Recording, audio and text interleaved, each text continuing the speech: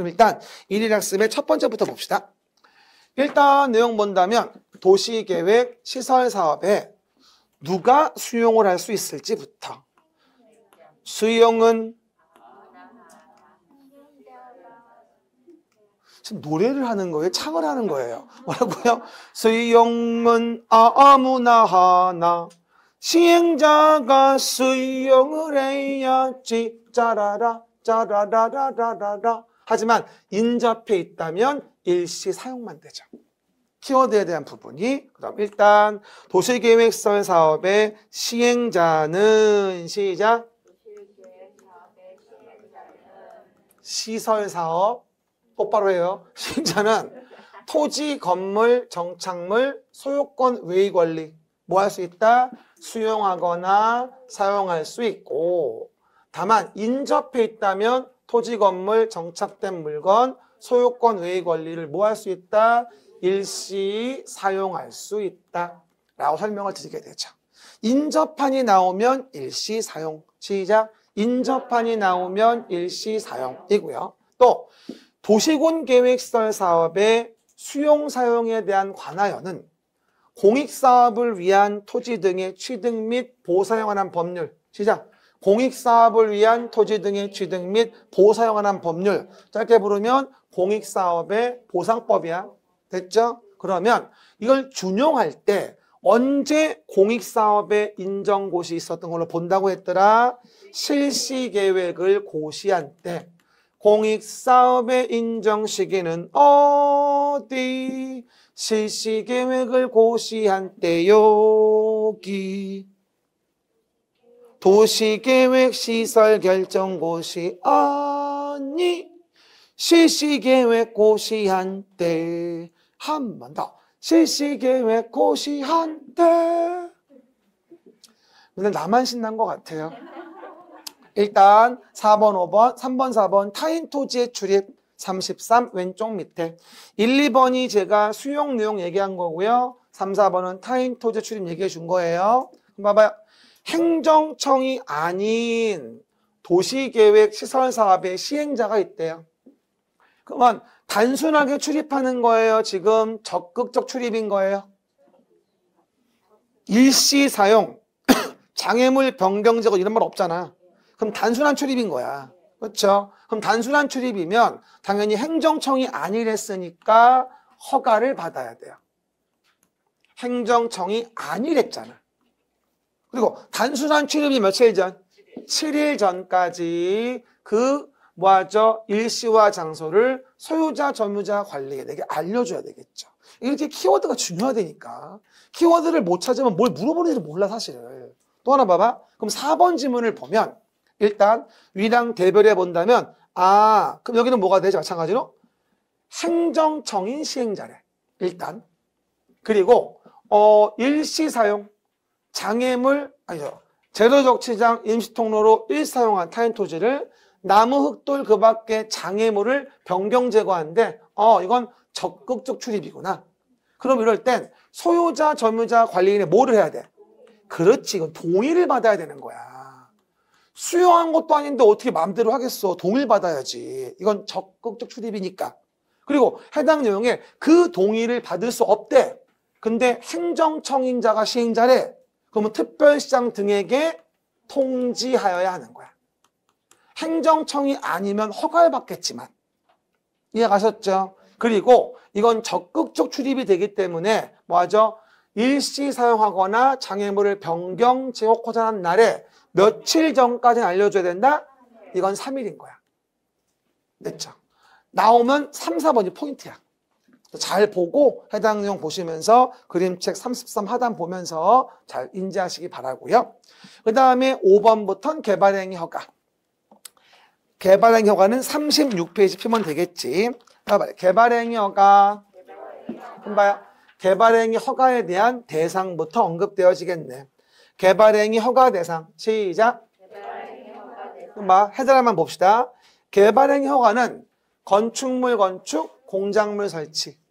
그 다음 토지 영질 변경과 토석 채취. 그 다음 토지 분할과 물건을 쌓아놓는 행위. 이게 지금 5가지의 개발행위 허가 사항이 되어집니다. 건물에 가서 토를 3번 한다고 했지. 건물에 가서. 그럼 건축물, 건축, 공작물 설치, 토지 형태 변경은 절토, 성토, 그렇지. 정지. 땅 고르기예요. 땅 고르기. 정지, 포장, 매립을 말하며. 그 다음 토속 채취와 함께 토지 분할. 미만이면 허가지만 이상이면 허가받지 않는 거. 토지 분할. 36 가운데 있지. 그리고 물건을 쌓아놓는 거 어디? 녹관자. 농림지역은 들어가지 않는다는 점. 왜? 농림지역에서는 산속이라 볼 수는 없잖아. 농림지역은 산속이 아니니까. 물건 적치할 때 쓰레기 버리는 거 통제할 필요 없는 거지. 그렇죠? 녹관자에서. 그리고 무슨 사업일 땐 개발행위가 안 받을까? 도시계획 사업일 때. 도시계획 사업에 의한다면 그러하지 아니하다. 왜? 계획으로 규제하니까. 그럼 봐봐. 도시계획 사업은 뭔데? 도시계획 사업은 도시계획 시설 사업과 도시개발 사업과 정비 사업을 얘기하는 거지. 알았죠? 그 얘기자. 그 다음에 계획서를 제출하자. 시작. 계획서를 제출하자. 그러면 개발행위를 하려는 자는 36 오른쪽 위 기반시설 설치나 그에 필요한 용지 확보를 위해서 계획서를 일반적으로 뭐가 된다? 제출해주게 되겠죠. 첨부해서. 하지만 어디에서는 기반시설 설치가 곤란하니까 기반시설 설치의 계획서는 제출하지 아니한다고 했죠? 그렇지. 개발밀도 관리구역. 시작. 개발의 밀도를 관리하기 위한 개발밀도 관리구역은 기반시설 설치 자체가 곤란해요. 그러니까 거기서 개발행위 하는 자에게 기반시설 설치 계획서를 제출하게 하는 건 이건 말이 안 되죠. 알겠습니까? 이게 평가사에 몇 번 나왔는데 아직 중개사 아직 안 나왔어요, 이게. 그래서 한 번 정도는 물어볼 수 있을 것 같아서 저는 이거 중요하다고 보고요. 또 경작을 위한 토지형질 변경도 꽤 중요합니다. 그럼 물어볼게요. 원래 경작을 위한 토지형질 변경은 허가 받는 거 안 받는 거? 안 받는 거지. 무슨 경작이 개발행위겠어 사실은. 하지만 뭐만큼은 제외가 되지? 봐봐. 일단 전답 사인은 제외하곤 임야라는 걸 전답으로 변경한다 허가를 받아야지. 다시 얘기해. 경작을 위한 토지형질 변경은 일반적으로 허가를 안 받아. 하지만 그 경작이 환경에 위해를 줘. 또는 사건, 사고, 위험성이 있어. 이런 경우를 허가를 받아야 돼. 그렇죠? 그래서 지목의 변경을 수반하는 경우라고 한다면 원래는 허가를 받아야 되거든. 그렇죠? 임야를 전답으로 바꾸면 안 돼. 위험하니까. 하지만 뭐와 뭐 사이는 관계된다? 관계없다? 전과 답 사이. 물 빼고 물 넣는 거는 관계없잖아. 전답 사이는 허가 안 받고 지목의 변경을 수반하는 경우라면 허가를 받아야 한다라는 겁니다. 이거 잘 해석하세요. 이해하시면 안 헷갈려. 전답은 물 빼고 물 넣는 거라 사소해. 경작할 때 지목이 바뀌어도 허가 안 받아. 하지만 임야 같은 걸 전답으로 바꾼다면 이건 사건이 큰 거야. 허가 받는 경작이 돼야 되겠지. 알겠습니까? 그 정도. 그리고 토지 분할과 관련된 부분에 대해서 그림체 36 중간에 토지 분할과 관련된 부분에 대해서 제가 뭐라고 했냐면 허가받지 않는 게 공공의 냄새가 난다면 허가받지 않고도 할 수 있는데 대표적인 게 토지의 일부를 공공용지, 공용지로 하기 위한 거. 시작. 토지의 일부를 공공용지, 공용지로 하기 위한 거라면 그 토지 분할은 따로 허가받지 않고도 할 수 있다. 이거 실제 기출된 문제였어요. 그렇죠? 하지만 어쨌건 주의할 건 경작을 위한 토지형질 변경 관련된 부분을 잘 좀 기억하세요. 한 번 더 얘기해 줄게요. 경작을 위한 토지형질 변경은 원래 허가 안 받는다. 하지만 위험하다, 재해 문제가 있다, 분쟁 소지가 있다, 이러면 허가를 받아야 된다. 알겠습니까? 하지만 그런 거에 또 예외가 있다. 뭐 대표적인 게 지목의 변경을 수반한다면 경작을 위한다 하더라도 허가를 받아야 하지만 전답 사이 바꾸는 건 너무 사소하니까 안 받아도 돼. 이렇게 얘기하는 거고. 알겠죠? 그거 이해하시고. 36 가운데 밑에 잘 나오는 거죠. 뭐가 될까? 개발행위 허가받은 사항을 변경하자. 시작. 개발행위 허가받은 사항을 변경하자. 그러면 허가받지 아니하며 시작. 허가받지 아니하며 통지하여야 한다. 어떨 때? 사업 기간을 단축하는 경우일 때. 그 다음에 부지 면적, 건축물 연면적을 5% 범위 내에서 축소하는 경우일 때 허가받지 않는다 이 얘기지. 그죠? 연장 확대이면 받아야 되겠지만 단축 축소이면 받을 필요가 없다는 얘기. 알겠습니까? 그거 잘 나옵니다. 어느 법에 어딜 가도 단축 축소이면 허가는 안 받는 겁니다. 알았죠? 기억하시고. 그 다음에 허가할 수 있는 경우의 기준 36 왼쪽 맨 밑에 36 왼쪽 맨 밑에 시가와 용도, 유보 용도, 보존 용도에 대한 부분을 제가 정리해 준 겁니다. 이것도 한번 나와야 돼. 허가할 수 있는 기준. 허가할 수 있는 경우 기준은 그 지역의 특성, 지역 개발 상황, 기반시설 현황 등을 고려해서 시가와 용도, 유보 용도, 보존 용도라는 걸로 구분된다 이 얘기예요. 용도 지역을 개발행위 허가를 위해 규제할 때 한목적으로 하기 위해서 시가와 용도, 유보 용도, 보존 용도 재분류한다. 36 왼쪽 밑에. 그럼 봐봐. 시가와 용도는 어디다? 시가와 용도는 주거, 상업, 공업. 시작. 주거, 상업, 공업적 얘기하는 부분인 거고 나머지 계획관리, 생산관리, 자연녹지는 유보용도. 근데 유보용도 외워줘야 돼. 유보용도 얘기할 때 주의할 게 뭐냐면 기준을 유보용도일 땐 강화하거나 완화하는 거고 계획관리, 생산관리, 자연녹지 얘기하는 거야. 됐지? 나머지는 뭐가 될까? 보전용도가 되어진다고 얘기했었지. 보전용도. 시작. 보전용도. 그리고 뭐야? 보전용도는 허가의 기준이라는 거를 강화할 뿐이라는 거. 나머지 지역 얘기하는 거고. 됐습니까? 그래서 시가와 용도, 유보 용도, 보존 용도의 세 가지로 일단 구분이 된다는 점 기억하시고요. 36 왼쪽 밑에 개발행위 허가에 대한 규모에 대한 것이 있다. 용도 지역별 특성을 고려한 규모는 형질 변경 면적으로서 기억납니까? 36 왼쪽 밑에 주상, 자생 1만. 시작. 주상, 자생 1만. 공관농 3만. 공관농 3만. 보자 5천. 보자 5천. 거봐. 외웠더니 써먹을 때가 있지. 아싸. 뭐라고요? 주상, 자생 1만. 공관농 3만, 보자 5천. 아마 빵꾸 메꾸기 문제도 꽤 유력합니다. 개발행위 허가 규모에 대한 거 다른 시험은 여러 번 나왔습니다. 꼭 좀 기억. 11번입니다. 허가 기준으로서 난개발을 방지하기 위해서 녹관농자 일대에 만드는 계획이 있죠. 성장관리 계획이라고. 시작. 성장관리 계획이라고. 그리고 성장관리 계획을 수립하고자 할 때 성장관리 계획구역을 정하죠. 그렇죠. 그러면 성장관리 계획구역은 어디에 정한다? 녹관농자. 작년 기출이었지 이게. 녹지지역, 그 다음에 관리지역, 농림지역, 자연환경 보전지역.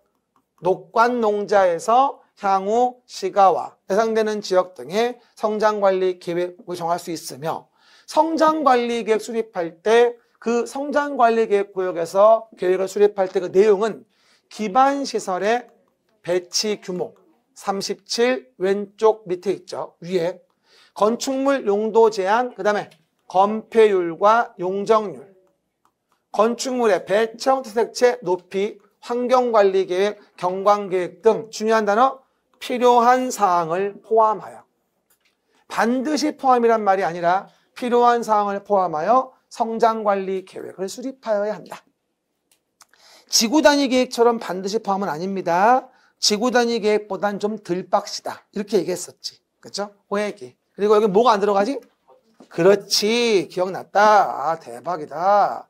건축선 계획은 녹관농자 일대라 사실은 늘 필요가 없다고 제가 얘기했었어요. 그렇죠? 그 정도 이해해 보시고. 그 다음에 아무리 완화를 한다 하더라도 성장관리 계획구역 내에서는 건폐용적률을 얼마나 완화할 건가 아주 중요하죠, 이거. 그러면 성장관리 계획구역에서는 성장관리 계획으로 조례로 계획관리지역이라고 한다면 뭐하죠? 건폐율은 얼마? 50% 이하. 용적률은 125% 이하 범위 내에서 완화 적용할 수 있다. 계속 얘기하지만 저는 용적률이 가장 관심이 많이 간다. 됐죠? 아무리 성장관리 계획 만들어도 용적률을 완화할 수 있는 건 계획관리적밖에 없거든 사실 지금. 알겠습니까? 그거 이해하시고. 그 다음에 개발행위 허가 제한이죠. everybody 개발행위 허가 제한. 그럼 개발행위 허가 제한의 원칙과 연장을 물어본 건데 그중에 가장 많이 물어보는 거 지구 단위 계획구역 지정된 지역 39, 38, 37 sorry 37 가운데 넘기지 마 37 가운데 위에 보면 허가 제한이 보일 거예요. 그러면 국시도 시군수는 지구 단위 계획구역으로 지정된 지역 등에 대해서 심의를 거쳐서 한 차례만 몇 년? 3년. 남자들 입 열어요. 3년 이내 기간 동안 제한할 수 있으며 심의 거치지 아니하고 연장하는 건 한 차례만 2년 이내 연장할 수 있다. 그러면 최장 지구 단위 계획구역 지정된 지역은 5년까지는 최장 제한이 가능하다. 알겠습니까? 말해 최장은 5년. 그럼 모든 사유가 5년은 아니죠. 3, 4, 5, 4, 5 있을 때 얘기하는 거예요. 37 가운데에 됐고 38입니다. 나머지 개발밀도 관리구역과 기반시설 부담구역 봅니다. 일단 개발밀도 관리구역은 곤란하면 강화하는데 어디가 밀도가 높죠? 주상공, 주거상업 공업지역에서 시작 주거상업 공업지역에서 부족할 것으로 예상돼 기반시설이 근데 그 설치가 용이한 경우죠? 곤란한 경우야. 얼마 전 평가사 문제 이걸 용이한 경우라고 나왔어. 용이 주도한 문제야. 뭐라고요? 곤란한 경우지 용이한 경우가 아니지. 그렇죠? 곤란한 지역에 대해 지정할 수 있으며 당해 용도 지역에 적용되는 용적률이 얼마? 최대 한도의 50% 범위에서 강화 적용한다. 50% 범위에서 강화 적용한다. 또한 기반시설 부담구역은 개발밀도 관리구역과 겹치면 안 되니까 개발밀도 관리구역의 외의 지역으로서 행위 제한이 뭐가 된다? 완화되는 지역에 되다. 완화되거나 해제되는 지역 등에 지정하여야 하며 기반시설 설치 비용의 부과 대상 행위는 얼마? 200제곱미터를 초과하는 건축물의 신증축 행위로 한다. 됐죠? 이것도 30일의 기출이었고. 그렇죠? 그 얘기들. 그리고 기반시설 부담구역이 정해졌다면 시작. 기반시설 부담구역 정해졌다면 기반시설 설치계획은 그렇지. 또 하는 건 하지. 1년 되는 날까지 설치계획 수립하지 않으면 1년 되는 날에 다음 날에 기반시설 부담구역이라고 하는 것은 해제된 것으로 본다. 그리고 요번 33회부터 가시권 내에 들어온 거 기반시설 유발개수입니다. 기반시설 유발개수 시작. 일단 봐요. 단독주택, 공동주택, 업무시설, 수련시설, 묘지 관련시설은 다 그렇죠. 0.7. 그 다음 제1종 근린생활시설과 판매시설이면 1.3. 그래서 아까 39 왼쪽 밑에 제가 순서대로 배치해 놨었죠. 39 왼쪽 밑에. 그 다음 문화 및 집회, 종교, 운수라고 한다면 오른쪽 위에 있는 1.4. 그 다음에 2종 근생은 얼마? 1.6. 술 먹고 많이 가니까 동네에서. 단란주점, 호프 뭐 이런 거. 그렇죠? 위락시설 술 너무 많이 먹었지. 2.1.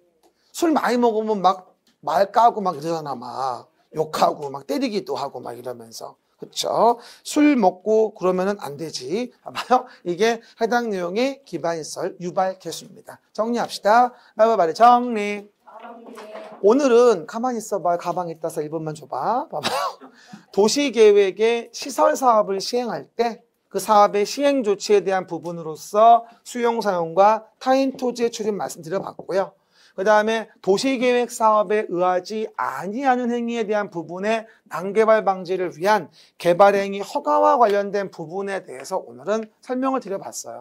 예전에는요, 이 개발행위 허가가 하나에서 2개밖에 안 나왔거든요. 근데 요즘에는 3개에서 4개예요. 우습게 볼 수가 없어요.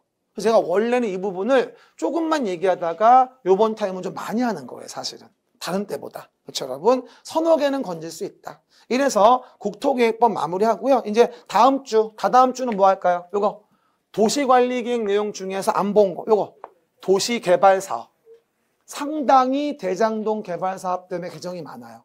지금 그림책에다 또 몇 개 또 부기를 해야 돼. 개정된 것도 있고. 그 다음에 정비사업은 그 다다음 주에.